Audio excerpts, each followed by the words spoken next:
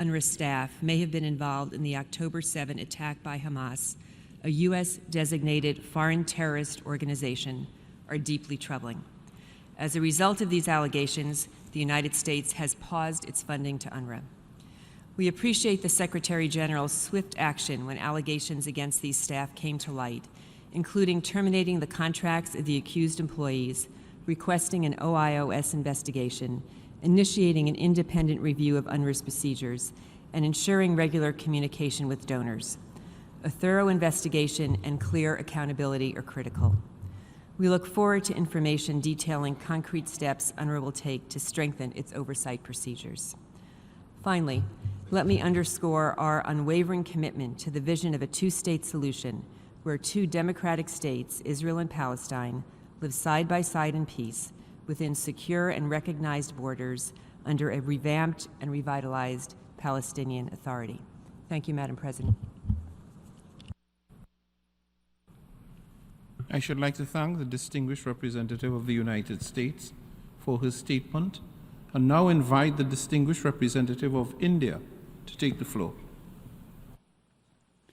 Thank you, Mr. President. And because time is short, I will be very brief. I would also like to thank Mr. Lazzarini and limit my intervention to 4 key points. First, as a mark of its solidarity with the Palestinians, India has enhanced its annual contribution to UNRWA from US dollars 1.25 million to US dollars 5 million in 2018. Since then, we've been regularly making this contribution to the agency annually, which goes to support the agency's core programs and services, including education, healthcare, relief, and social services provided to Palestinian refugees.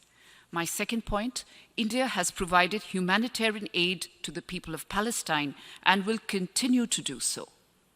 We are also positively considering specific requests from the UNRWA for assistance in kind. We urge, however, the utmost diligence in the utilization of this assistance. Third, recent allegations against the UNRWA are a matter of serious concern. We have noted that the Secretary General has announced a time-bound investigation into all such allegations. We've also noted the constitution of an independent review group led by the former Foreign Minister of France, Catherine Colonna, to go into the working of UNRWA. We look forward to getting these reports. As my final point, Mr. President, I will say that the message that India has conveyed since the start of this conflict is clear and consistent. It is important to prevent escalation, to ensure continued delivery of humanitarian aid, and to work towards an early restoration of peace and stability. A peaceful resolution of the conflict through dialogue and diplomacy is the only way forward. Only a two-state solution achieved through direct and meaningful negotiations between both sides on final status issues will deliver an enduring peace. India is committed to support a two-state solution where the Palestinian people are able to live freely in an independent country within secure borders, with due regard to the security needs of Israel. Thank you. I thank the distinguished representative of India and now give the podium to the distinguished representative of Israel. Thank you, Mr. President. Mr. President, as was shared with the UN, but was unfortunately only a footnote in today's briefing at best, I must revert again to the facts. Out of UNRWA's 13,000 employees in Gaza, 12% are members of Hamas and Palestinian Islamic Jihad. At least 12 of UNRWA employees took part in the terror attack of October 7th, some directly involved in the kidnapping of Israelis. Aside from employing them, UNRWA's infrastructure is also exploited by terrorists. A Hamas data center was recently located underneath UNRWA headquarters, connected to the agency's power supply. Terror tunnel networks have been found underneath UNRWA facilities. UNRWA has been proven to be an instrumental part of Hamas's terror machine.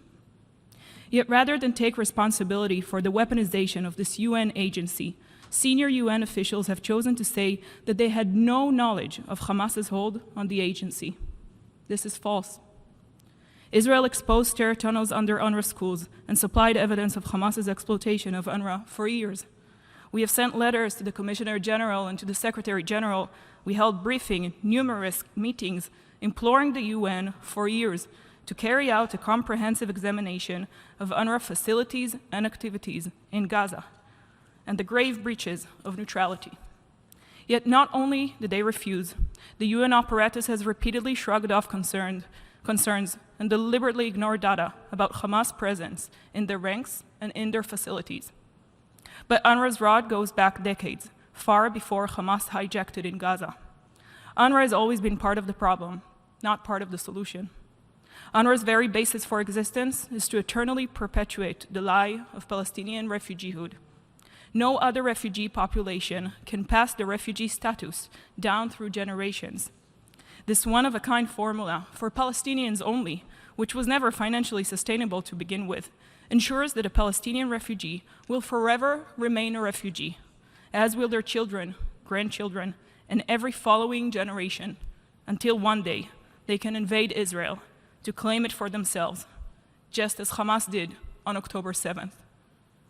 But beyond perpetrating Palestinian refugiehood, UNRWA schools are breeding grounds for incitement, hatred, and violence. Numerous studies have reported on the terror glorification, jihad encouragement, and anti-Semitism taught in UNRWA schools. The international community cannot continue to support and fund, through UNRWA, Hamas's strategy of using the people of Gaza as human shields. The majority of the aid entering Gaza today is not through UNRWA, but through other UN agencies. Israel will continue to do everything in its power to facilitate aid to the Palestinian people in Gaza, but humanitarian aid cannot end up in the hands of Hamas. After all that's been exposed about UNRWA, it's very clear. UNRWA will never again operate in Gaza as it has prior to October 7th. Its role in Gaza must be replaced. UNRWA has terrorists in its ranks, tunnels under its headquarters. It teaches hatred in its schools. It perpetuates conflict. It has become a tool for terrorists. The international community cannot and should not tolerate or fund a UN agency actively shielding and enabling terrorists. Thank you, Chair.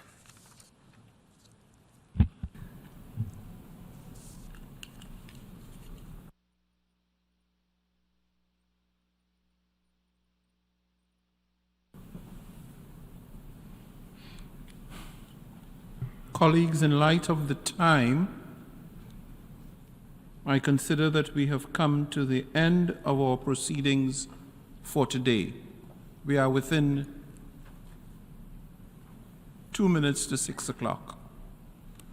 As you're aware, having regard to the financial circumstances under which we're operating, there is no possibility of an extension to today's proceedings.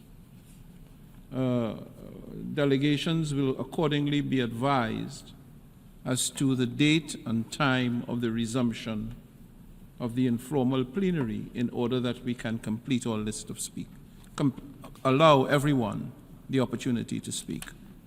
Thank you very much for your cooperation and understanding. This meeting is adjourned. Thank you.